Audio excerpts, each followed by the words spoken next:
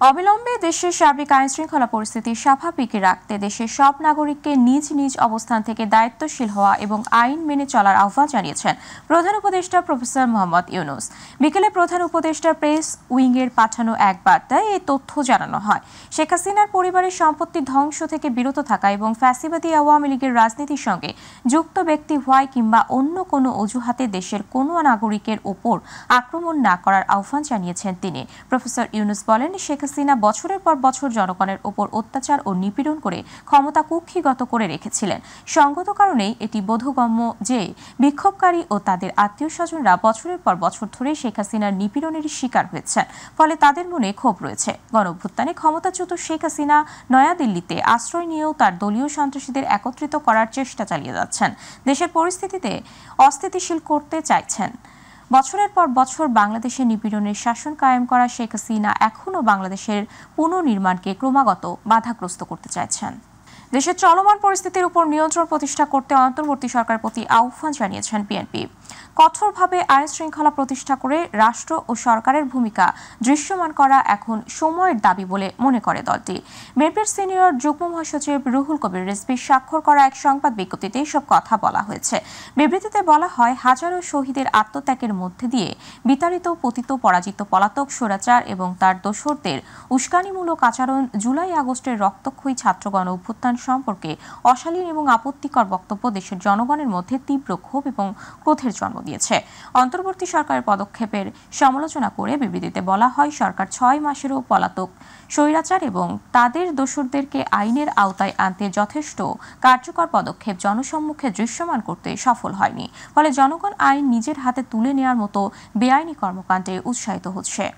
একটি সরকার বহাল থাকা অবস্থায় জনগণ এভাবে নিজের হাতে আইন তুলে নিলে দেশে বিদেশে সরকারের ভাবমূর্তি ক্ষুণ্ণ হতে পারে। অন্তর্বর্তীকালীন সরকারের প্রধান উপদেষ্টা ডক্টর মোহাম্মদ ইউনূস বলেছেন, গণতন্ত্রের পথে নির্বাচন একটি অপরিহার্য পদক্ষেপ। এই বছরের শেষের দিকে বাংলাদেশে জাতীয় সংসদ নির্বাচন অনুষ্ঠিত হতে পারে বলেও জানিয়েছেন তিনি। জাপানের ব্রডকাস্টিং কর্পোরেশন NHK দেওয়া বিশেষ সাক্ষাৎকারে তিনি এই কথা জানান। নির্বাচন অনুষ্ঠিত হওয়ার পর নতুন যে সরকার আসবে তাদের কাজ করার জন্য অত্যন্ত নিরাপদ এবং শক্তিশালী ভিত্তি থাকবে বলেও মনে করেন তিনি। 5 আগস্ট পরবর্তী সময়ে যে পরিস্থিতিতে ডক্টর ইউনূস প্রধান উপদেষ্টার পদে বসেছিলেন সেই সময়ের কথা উল্লেখ করে তিনি বলেন, যখন এই সরকার দায়িত্ব নিয়েছিল তার চেয়ে অনেক দূর এগিয়েছে, কারণ এটা সম্পূর্ণ বিধ্বস্ত একটা সমাজ, বিধ্বস্ত অর্থনীতি, রাজনৈতিক ব্যবস্থা, বিচার ব্যবস্থা সবকিছুই বিধ্বস্ত ছিল। প্রধান উপদেষ্টা আশা করেন যে দেশের তরুণরা ভবিষ্যতে প্রভাবশালী ভূমিকা রাখবে। When the election is held, the new government that will be elected to the election will have a very safe and sound basis to work with. রাজনৈতিক দল হিসেবে আওয়ামী লীগকে নিষিদ্ধ করার ব্যাপারে বর্তমান সরকার শিগগিরই পদক্ষেপ নেবে বলে জানিয়েছেন স্থানীয় সরকার উপদেষ্টা আসিফ মাহমুদ সজীব ভুঁইয়া। শুক্রবার বাংলাদেশ সংবাদ সংস্থা ভাসাসকে দেওয়া একান্ত সাক্ষাৎকারে তিনি এসব কথা বলেন। আসিফ মাহমুদ বলেন, এটি অত্যন্ত ইতিবাচক যে আওয়ামী লীগ নিষিদ্ধ করার ব্যাপারে রাজনৈতিক দলগুলোর মধ্যেও এক ধরনের ঐকমত্য তৈরি হচ্ছে। দেশের মানুষ তৎকালীন ক্ষমতাসীন ওই দলের অগণতান্ত্রিক এবং একগুঁয়েমি মনোভাব ও কার্যকলাপ মেনে নিতে পারেনি বলেই 5 আগস্টের আগে ও পরে তাদের মধ্যে দলটি নিষিদ্ধ করার বিষয়ে ঐকমত্য প্রতিষ্ঠিত হয়। রাজনৈতিক দলগুলোর মধ্যে এমন ঐকমত্য তৈরি হলে সরকারের জন্য যে কোনো সিদ্ধান্ত বাস্তবায়ন করা সহজ হবে।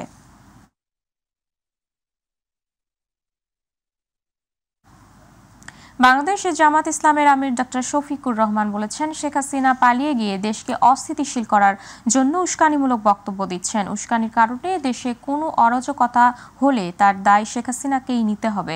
নারায়ণগঞ্জ জামাতের জনসমাবেশে প্রধান অতিথির বক্তব্যে তিনি এসব কথা বলেন। এদিকে রাজধানীর 0 পয়েন্ট ইসলামী ছাত্র শিবিরের প্রতিষ্ঠাবার্ষিকীতে জামাত ইসলামীর সহকারী সেক্রেটারি রফিকুল ইসলাম জানান, ফ্যাসিবাদী শেখ হাসিনার কথা শুনে যারা উকি মারার চেষ্টা করছে তারা নিজেরাই বিপদ ডেকে আনছে। জাহিদ আহমেদ বাবুর রিপোর্ট। নারায়ণগঞ্জের ওসমানী পৌর স্টেডিয়ামে জেলা মহানগর জামায়াতে ইসলামের উদ্যোগে আয়োজিত সমাবেশে আওয়ামী লীগের ক্ষমতায় টিকে থাকার কৌশল প্রসঙ্গে কথা বলেন জামায়াতে ইসলামের আমির। তারা পালিয়ে গিয়ে দেশকে অস্থির করার জন্য মাঝে মধ্যে উস্কানিমূলক কর্মকাণ্ড করে থাকে। সেই রকমই একটা উস্কানি 2-1 দিন আগে তারা দিয়েছিলেন। উস্কানির কারণে যত পরিবেশ সৃষ্টি হবে তার সমুদয় দায় উস্কানিদাতাদেরকেই নিতে হবে। সন্ত্রাসকে কখনো প্রশ্রয় না দেওয়ার অনুরোধ করে জাতীয় ঐক্য শক্ত করে ধরে রাখার আহ্বান জানান ডাক্তার শফিকুর রহমান। 3টা মৌলিক সাংবিধানিক প্রতিষ্ঠান, একটি হচ্ছে আইন প্রণয়নকারী প্রতিষ্ঠান, যেটাকে আমরা পার্লামেন্ট বলি। দ্বিতীয়টা হচ্ছে নির্বাহী, এটাতে পুলিশ আছে, সিভিল ব্যুরোক্রেসি আছে, ফরেন ব্যুরোক্রেসি আছে, এই মিলিয়ে আমাদের নির্বাহী। তৃতীয়টা হচ্ছে বিচার ব্যবস্থা, তার সবগুলোকে আওয়ামী লীগ ধ্বংস করেছে। এদিকে মেধা ও সততায় গর্ব সবার বাংলাদেশ, এই প্রতিপাদ্যকে সামনে রেখে বাংলাদেশ ইসলামী ছাত্র শিবির আয়োজন করে 48তম প্রতিষ্ঠা বার্ষিকী। ঢাকা বিশ্ববিদ্যালয় কেন্দ্রীয় মসজিদ প্রাঙ্গণ থেকে বর্ণাঢ্য র্যালি পরবর্তী 0 পয়েন্টে তাদের এই সমাবেশ। এ সময় শেখ হাসিনা ভারতে বসে এখনও দেশের বিরুদ্ধে ষড়যন্ত্র করছে বলে মন্তব্য করেন জামাতে ইসলামীর সহকারী সেক্রেটারি রফিকুল ইসলাম। আপনাদের ফ্যাসিবাদের নেত্রী আর ফিরবে না, যারাই উপযোগী পারবেন, যারাই নড়াচড়া করবেন, তারাই বিপদে পড়বেন। আপনারা বহু কিছু চিনছেন, কিন্তু শিবির চেনেন নাই। হত্যা করে ক্রসফায়ার দিয়ে গুম করে শিবির ঠেকানো যাবে না। নতুন বাংলাদেশ গড়ার কাজে যারা বাধা দেবে তাদের রুখে দেওয়া হবে বলে জানান সংগঠনটির নেতারা। বাংলাদেশ গঠনের ক্ষেত্রে যারাই প্রতিবন্ধকতা সৃষ্টি করবে, যারাই এখনো দুর্নীতি, সুদ, ঘুষ, জেনা, ব্যভিচারের রাস্তা বাছাই করবে, এ বাংলাদেশের তরুণ ছাত্র যুবক তাদেরকে আবার এই বাংলাদেশ থেকে বিতাড়িত করবে। ফ্যাসিবাদ বিরোধী আন্দোলনে ছাত্রদল সহ সকল ছাত্র সংগঠনকে ঐক্যবদ্ধ হয়ে কাজ করার আহ্বান জানান তারা। বাংলাদেশের গঠনমূলক ছাত্র রাজনীতি মেধা এবং নৈতিকতার চর্চার মধ্য দিয়ে আবার বাংলাদেশে একটি সুস্থতার রাজনীতি প্রতিষ্ঠার জন্য জাহিদ আহমেদ বাবু, মাই টিভি, ঢাকা। অভিনেত্রী ও গায়িকা মেহের আফরোজ শাওন এবং অভিনেত্রী সুহানা সাবাকে ব্যাপক জিজ্ঞাসাবাদের পর পরিবারের জিম্মায় ছেড়ে দেওয়া হয়েছে। পুলিশ বলছে রাষ্ট্রবিরোধী ষড়যন্ত্রের অভিযোগে দুজনকে ডিবি কার্যালয়ে এনে জিজ্ঞাসাবাদ করা হয়। এরপর তাদের নিজ নিজ পরিবারের জিম্মায় দেওয়া হয়েছে। বিকেলে DMP media and public relations বিভাগের উপ পুলিশ কমিশনার মোহাম্মদ তালেবুর রহমান সাংবাদিকদের বিষয়টি নিশ্চিত করেছেন। গত 15 জানুয়ারি কলকাতার হোটেল পার্কে অনুষ্ঠিত সভায় সরাসরি ও ভার্চুয়ালি যারা উপস্থিত ছিলেন তাদের মধ্যে শাওনের নাম উঠে আসে। এরপর তাকে গোয়েন্দা নজরদারিতে রাখা হয়। এরপরে বৃহস্পতিবার সন্ধ্যা 7টার দিকে এই অভিনেত্রীকে হেফাজতে নেয় ঢাকা মহানগর গোয়েন্দা পুলিশ। এরপর বৃহস্পতিবার দিবাগত রাত 12:30টার দিকে রাজধানীর ধানমন্ডি এলাকা থেকে অভিনেত্রী সুহানা সাবাকে আটক করে ডিবি কার্যালয়ে নেওয়া হয়।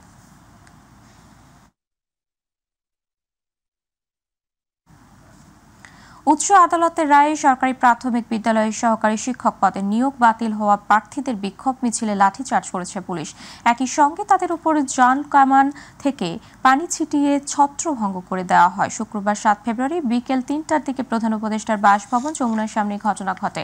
এতে নারী সহ বেশ কয়েকজন আহত হয়েছেন। ঢাকা ও চট্টগ্রাম বিভাগের সরকারি প্রাথমিক বিদ্যালয়ের সহকারী শিক্ষক পদে উত্তীর্ণ 6531 জন প্রার্থীকে নিয়োগপত্র দেওয়ার সরকারি সিদ্ধান্ত বাতিল করে রায় দিয়েছেন হাইকোর্ট। হাইকোর্টের রায়ের প্রতিবাদে প্রধান উপদেষ্টার বাসভবন যমুনার সামনে গিয়ে অবস্থান নিতে চেয়েছিলেন শিক্ষকরা। পরে পুলিশ তাদের মিন্টো রোডের সামনে থেকে পুলিশ শাহবাগ হয়ে জাতীয় প্রেস ক্লাবের দিকে নিয়ে যায়। এ বিষয়ে রোববার বৈঠক হবে বলে আন্দোলনরত শিক্ষকদের জানান উপস্থিত পুলিশ কর্মকর্তারা।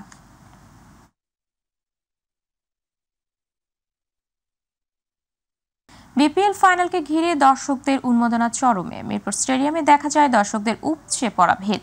মাঠে বসে নিজের দলকে সাপোর্ট করতে উচ্ছ্বসিত তারা। বরিশালের দর্শকরা মনে করেন চট্টগ্রামকে হারিয়ে লঞ্চে করে শিরোপা নিয়ে যাবেন তারা। একই প্রত্যাশা চট্টগ্রামের দর্শকদেরও। তবে অনেকেই কাঙ্ক্ষিত টিকিট পাননি। তারপরেও স্টেডিয়ামের বাইরে থেকেই প্রিয় দলকে সমর্থন দিয়ে যাচ্ছেন তারা।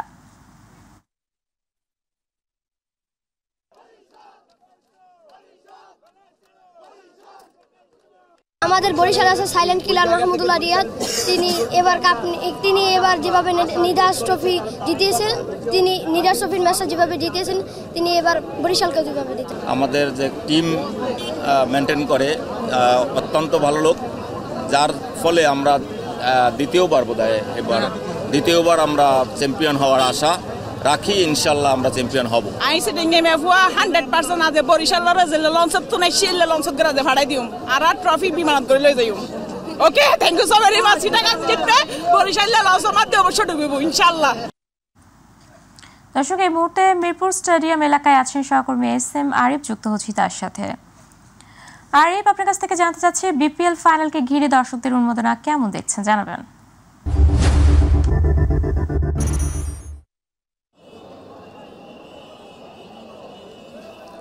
উপমা, দর্শকদের উন্মোদনের কথা বলছেন। গতকালকে আমরা দেখেছি টিকিট নিয়ে কিন্তু একটি হৈহুল্লোর কাণ্ড, যেটি প্রতিবারে আমরা দেখি বাংলাদেশের ক্রিকেটে, সেটি কিন্তু গতকালকে আমরা দেখেছি প্রচুর টিকিটের কিন্তু চাহিদা ছিল। সেই চাহিদা অনুযায়ী টিকিট কিন্তু পাননি, অনেকে গতকালকে টিকিট কিনে ফিরে গেছেন, সেটি গতকালকেই দেখা গেছে। আজকে আপনি দর্শকদের উন্মোদনা, বিপিএল ফাইনাল, এটি বলা যায় উপচে পড়া দর্শক। আমরা যখন এসেছিলাম মাঠে ঠিক বিকেল 5টার দিকে উপচে পড়া দর্শক কিন্তু মাঠে ছিল। এখনও অনেকে কিন্তু টিকিট নিয়ে ভিতরে ঢুকেছেন এবং কম্প্যাক্ট বলা যায় গ্যালারি। এখনও বাইরে কিন্তু অনেক দর্শক দাঁড়িয়ে আছেন। তারা হয়তো অনেকে চেষ্টা করছেন কোনো ব্ল্যাকে কোনো টিকিট কেটে বা কোনো উপায়ে যেন একটু মাঠে বসে খেলা দেখার, যে ঢুকে যে খেলা দেখবেন সেটি কিন্তু তারা সেই ইচ্ছা পোষণ করতে কিন্তু এখানে এসেছে, দাঁড়িয়েছেন। যদিও আইনশৃঙ্খলা বাহিনী, যেটি 5 আগস্ট পরবর্তীতে আমরা যে বিপিএলটা দেখেছি, সেখানে কিন্তু আইনশৃঙ্খলার অনেকটাই অবনতি, অনেক সময় কিন্তু আইনশৃঙ্খলা নিয়ে কথা উঠেছিল এবং আমরা এই শেরেবাংলা ক্রিকেটের কিন্তু স্টেডিয়ামের গেটও ভাঙতে দেখেছিলাম। সে কারণে আইনশৃঙ্খলা বাহিনী কিন্তু খুবই অবস্থানে আছে এবং তারা কিন্তু কোনোভাবেই দর্শকদের মাঠের কাছাকাছি যারা টিকিট নেই তাদের কিন্তু আসলে গেটের কাছাকাছিও ঢুকতে দিচ্ছেন না। এবং তার সত্ত্বেও কিন্তু মাঠের যে এই মাঠে বসে খেলা দেখতে পারবেন। উন্মাদনা বা বরিশাল এবং চিটাগাং দুটোই কিন্তু বড় ডিস্ট্রিক্ট এবং সেই উন্মাদনা কিন্তু রয়েছে দর্শকদের মধ্যে। আমরা যেমন দেখেছি বরিশালের দর্শকরা এবং চিটাগাংয়ের দর্শকরা, দুই দর্শক কিন্তু মিলে একটি ভালো একটি ফাইনাল উপভোগ করবেন, সেই প্রত্যাশা তাদের রয়েছে। একটু খেলার দিকে যদি ফিরে যাই, আমরা শুরুতে যেটা দেখেছি বরিশাল কিন্তু টসে জিতে ফিল্ডিং নিয়েছে এবং টস জিতে একটি বড় ফ্যাক্টর, সেটি কিন্তু দেখা গেছে আজকে মাঠে কিন্তু যারা চিটাগাং প্রথম ব্যাট করছে দুর্দান্ত কিন্তু তারা খেলছেন। শুরুতে প্রথম দিকেই কিন্তু আমরা দেখেছি তারা অনেক উন্নতি হয়েছে এবং তারা কিন্তু বড় একটি সংগ্রহ দাঁড় করিয়েছে। এই সংগ্রহটা আসলে প্রায় এই সংগ্রহটা বিপিএল বা যে কোনো টুর্নামেন্টের ফাইনালে কিন্তু বড় একটি সংগ্রহ। সেক্ষেত্রে বরিশাল দলকে কিন্তু এই সংগ্রহটা চাপ অনুভব করতেই হবে বলা যায়, কারণ এত বড় একটি ফাইনাল বা বিগ ম্যাচ হতে যাচ্ছে, ফাইনাল 200 মতো রানের সংগ্রহ। সেখানে আসলে বরিশালের কিন্তু আলাদা কিছু করতে হবে যদি এই ফাইনাল জিততে হয়, কারণ ফাইনাল ম্যাচে যে চাপ অনুভব করতে হবে, যে বরিশালকে আগেই বলেছি বরিশালের দর্শক সংখ্যাও বেশি, বিকজ বরিশালে কিন্তু বিভিন্ন বড় বড় তারকা রয়েছে, দেশীয় বড় তারকা রয়েছে, বিদেশির এবং বড় তারকা রয়েছে। সে কারণে কিন্তু তাদের দর্শক যে সমর্থক, সেই সমর্থক গোষ্ঠীটাও কিন্তু বড়। সে কারণে তাদের মাঠে বসেও কিন্তু একটা সেই দর্শকদের চাপ কাটাতে হবে। সব মিলিয়ে আসলে এই বিপিএলটি আসলে কতটুকু রাঙাতে পারে, সবশেষে দর্শকদের যে কথা সেটি হলো তারা একটি ভালো ম্যাচ, ভালো একটি ফাইনাল উপভোগ করতে চায়। আশা করি সেই যে রানটি আসলে সংগ্রহ করে চট্টগ্রাম টার্গেট দিয়েছেন, সেটি আসলে বরিশাল কতটুকু করতে পারে সেটি আসলে এখন দেখার বিষয়।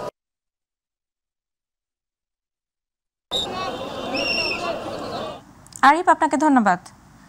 দর্শক, মিরপুর স্টেডিয়াম থেকে আমাদের সাথে যুক্ত ছিলেন আমাদের সহকর্মী SM আরিফ। জমে উঠেছে অমর 21শে বইমেলা। বইমেলার 7ম দিনে ছুটির দিন হওয়ায় মেলা প্রাঙ্গণ জমজমাট, পাঠক, ক্রেতা, দর্শনার্থী আর লেখক প্রকাশকদের ভিড়ে। দর্শক, বইমেলার 7ম দিনের খবর জানাতে এই মুহূর্তে বাংলা একাডেমির প্রাঙ্গণ থেকে যুক্ত হচ্ছেন সহকর্মী আবু সাইদ অপু। অপু, বইমেলায় পাঠক সমাগম কেমন দেখতে পাচ্ছেন জানাবেন।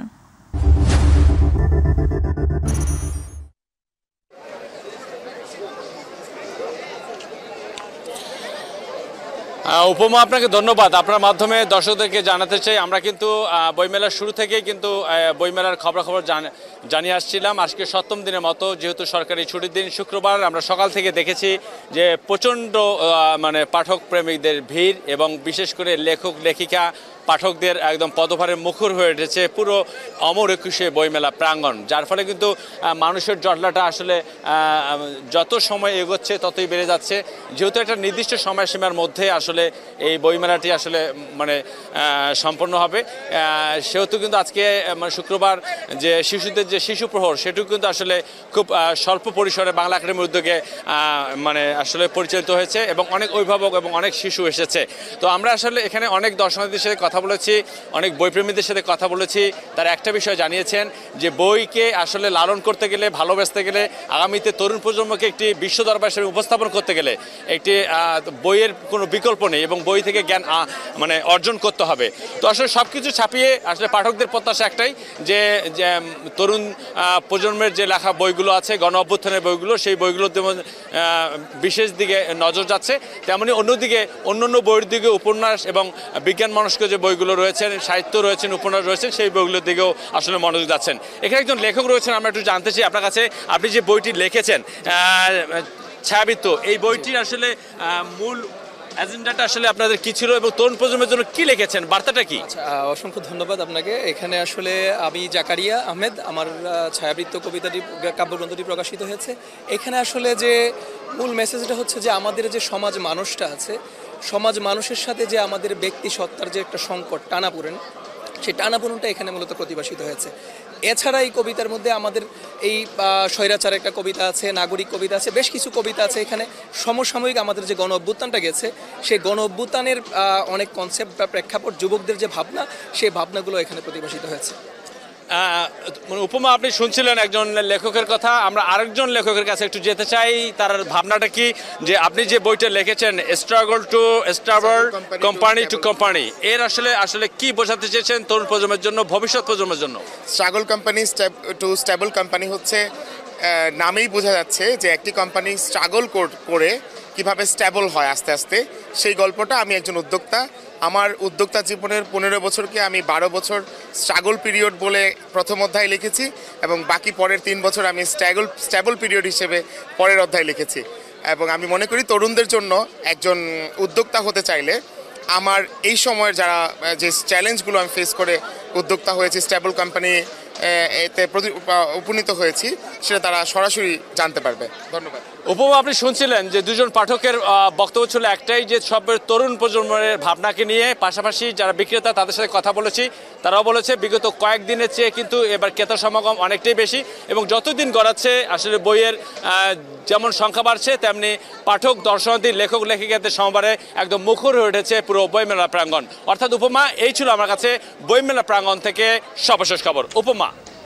অপু, আপনাকে ধন্যবাদ। দর্শক, বইমেলা প্রাঙ্গণ থেকে আমাদের সাথে সরাসরি যুক্ত ছিলেন আমাদের সহকর্মী আবু সাইদ অপু। চলে যাচ্ছি পরবর্তী সংবাদে। নারায়ণগঞ্জের ফতুল্লা থানা স্বেচ্ছাসেবক দলের যুগ্ম আহ্বায়ক মোহাম্মদ মামুন হোসাইনকে গুলি করে হত্যা করেছে দুর্বৃত্তরা। শুক্রবার ভোর 4:45টার দিকে এই ঘটনা ঘটে। প্রত্যক্ষদর্শী ও নিহতের প্রতিষ্ঠানের ম্যানেজার আজাদ মিয়া জানান, ভোর 4:45টার দিকে প্রতিষ্ঠানের সামনে এলে কয়েকটি গুলির শব্দ শুনতে পাওয়া যায়। এ সময় গিয়ে দেখা যায় মামুন হোসাইন নিচে পড়ে আছে। ওই সময় দুই যুবককে দৌড়ে পালিয়ে যেতে দেখেছেন তারা। মামুনকে দ্রুত হাসপাতালে নিলে চিকিৎসক মৃত ঘোষণা করেন। ফতুল্লা মডেল থানা পুলিশ উপপরিদর্শক কামাল মিয়া জানান, নিহত মামুন হোসাইনের ইট বালু সিমেন্টের ব্যবসা রয়েছে। প্রতি রাতে ইট বালু সিমেন্ট লোড আনলোডের সময় তিনি উপস্থিত থাকেন। শুক্রবার ভোর 4:30টায় তাকে ফোন করে ডেকে আনার পর গুলি করে হত্যা করে দুর্বৃত্তরা। কয়েকদিন ধরেই তাপমাত্রার পারদ ওঠানামা করছে দেশের দক্ষিণ পশ্চিমাঞ্চলের সীমান্তবর্তী জেলা চুয়াডাঙ্গায়। হঠাৎ এই আবহাওয়ার পরিবর্তনের ফলে আবারও জেগে বসেছে শীতের তীব্রতা। বিপাকে পড়তে হচ্ছে জেলের খেটে খাওয়া দিনমজুরদের। আর আজ সকাল 6টায় চুয়াডাঙ্গায় 10.6 ডিগ্রি সেলসিয়াস তাপমাত্রা রেকর্ড করা হয়েছে। এ সময় বাতাসে আর্দ্রতা ছিল 96%। গত 24 ঘন্টার ব্যবধানে কমল 5.1 ডিগ্রি সেলসিয়াস তাপমাত্রা। এদিকে কয়েকদিন শীতের তীব্রতা আরও কমতে পারে বলে জানিয়ে চুয়াডাঙ্গার প্রথম শ্রেণীর আবহাওয়া পর্যবেক্ষণাগারে ভারপ্রাপ্ত কর্মকর্তা জামিলুর রহমান বলেন, আগামী 11 ফেব্রুয়ারি পর্যন্ত তাপমাত্রা কমতে পারে, এরপর আবারও তাপমাত্রা বাড়বে।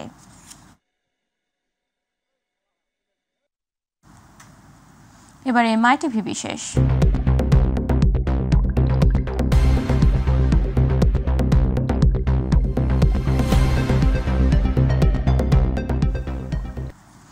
দিনকে দিন দেশের মানুষের মৃত্যুর প্রধান কারণ হয়ে দাঁড়িয়েছে বায়ু দূষণ। প্রতি বছর অন্যান্য কারণের চেয়ে বায়ু দূষণে বেড়েছে মৃত্যুহার। গেল এক সপ্তাহ ধরে বিশ্বের দূষণে শীর্ষে রয়েছে ঢাকা। বায়ু মানে ঢাকার বাতাস মারাত্মক অস্বাস্থ্যকর। এই কারণে বাড়ছে শ্বাসকষ্টজনিত রোগ ও মৃত্যু। দূষণ রোধে এখনই পদক্ষেপ না নিলে আরও ভয়ঙ্কর পরিণতি ডেকে আনতে পারে বলে মনে করেন বিশেষজ্ঞরা। ইউসুফ আলীর বিশেষ রিপোর্ট। দিনকে দিন বাংলাদেশে মানুষের মৃত্যুর প্রধান কারণ হয়ে দাঁড়িয়েছে বায়ু দূষণ। বায়ু দূষণে মৃত্যুর হার, উচ্চ রক্তচাপ, অস্বাস্থ্যকর খাদ্যাভ্যাস ও তামাকের কারণে হওয়া মৃত্যুর হারকেও হার মানিয়ে গেছে বলে এক গবেষণায় দেখা গেছে। টেস্ট অব গ্লোবাল এয়ার রিপোর্টের ৫ম সংস্করণে দেখা গেছে ২০২১ সালে বায়ু দূষণের কারণে বাংলাদেশে অন্তত ২,৩৬,০০০ মানুষ প্রাণ হারিয়েছে। অন্যদিকে উচ্চ রক্তচাপের কারণে ২ লাখ, অস্বাস্থ্যকর খাদ্যাভ্যাসের কারণে ১,৩০,৪০০ ও তামাকের কারণে ১,৩০,১০০ জনের মৃত্যু হয়েছে। বিশেষজ্ঞ চিকিৎসকের মতে বায়ু দূষণ প্রাকৃতিক কোনো কারণ নয়, মানবসৃষ্ট কারণে তা শীর্ষে অবস্থান করছে। বিশুদ্ধ অক্সিজেন না পাওয়ার কারণে প্রতিনিয়ত আমরা বিভিন্ন ধরনের রোগে আক্রান্ত হচ্ছি। ঘন ঘন ঠান্ডা লাগা, কাশি, জ্বর, মাথা ব্যথা, লাংসের সমস্যা, কিডনির সমস্যা, হার্টের সমস্যা, এগুলি ফ্রিকুয়েন্টলি হচ্ছে এবং আমরা রোগীদের চিকিৎসা দিচ্ছি।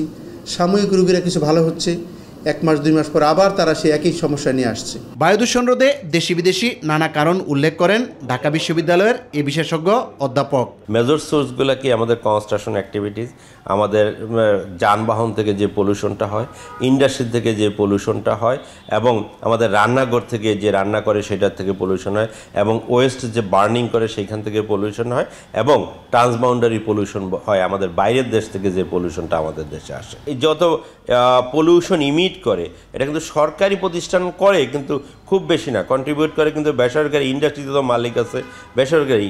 তারা এখানে যদি এওয়ার থাকে, সতর্ক হয় যে আমি আমার ইন্ডাস্ট্রি থেকে পলিউশন ইমিট করব না, এর ফাঁকে আবার যদি সরকার বসে থাকে তাইলে হবে না, কারণ সরকারি যেসব সোর্স থেকে আছে সেগুলোও বন্ধ করতে হবে। আর আলটিমেট দোষটা কিন্তু সরকারের কাছেই যায়, কারণ হলো সরকার হলো রেগুলেটিং অথরিটি।